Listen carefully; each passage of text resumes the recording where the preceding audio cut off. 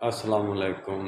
یہ ہماری خام خیالی ہے کہ ہم کمیونیکیشن میڈیا پر جو چیز مرضی پھیلاتے جائیں اور اپنے کارکنان کو ہر جماعت کمیونیکیشن میڈیا پر ہی لگا دے اور وہ اپنی جھوٹی سچی بات کو جو مرضی کمیونیکیٹ کر کے لوگوں کو جو مرضی کہ فراہم کر دیں۔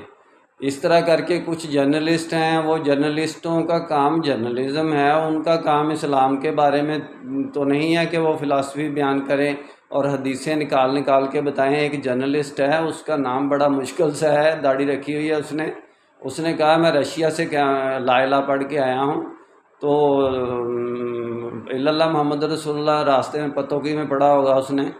تو کہنے کا مقصد یہ ہے کہ وہ کہتا ہے، ہر وقت یہ کہتا رہتا ہے کہ پہلے اسرائیل نے ایران پر قبضہ کرنا ہے، اس کے بعد اسرائیل نے شام پر قبضہ کرنا ہے، اور اس کے بعد اسرائیل نے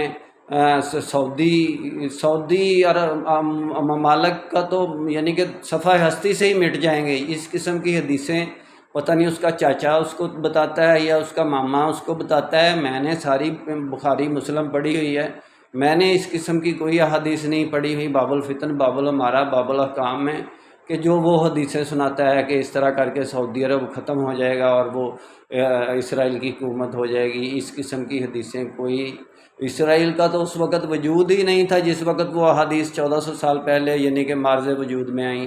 اسرائیل کا وجود تو بعد میں اب آ کے 1947 میں اسرائیل کا وجود بنا ہے، 1947-48 میں۔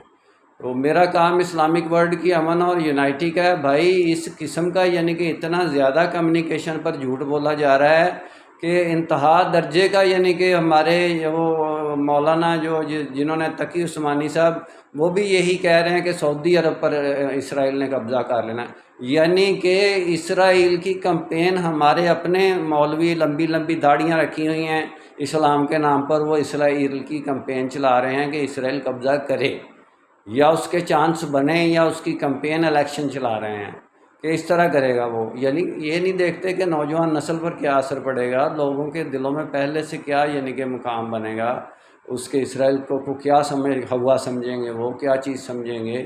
اسرائیل تو اپنے اسرائیل کے اندر محفوظ نہیں ہے، تو اس کے بارے میں کہ وہ اتنے ملکوں پر وہ قبضہ کر لے گا، بھائی وہ کیسے کر لے گا؟ یہ کس قسم کی حدیثیں کہاں سے لا کے وہ تلاش کر کے جھوٹی احادیث وہ سناتے ہیں۔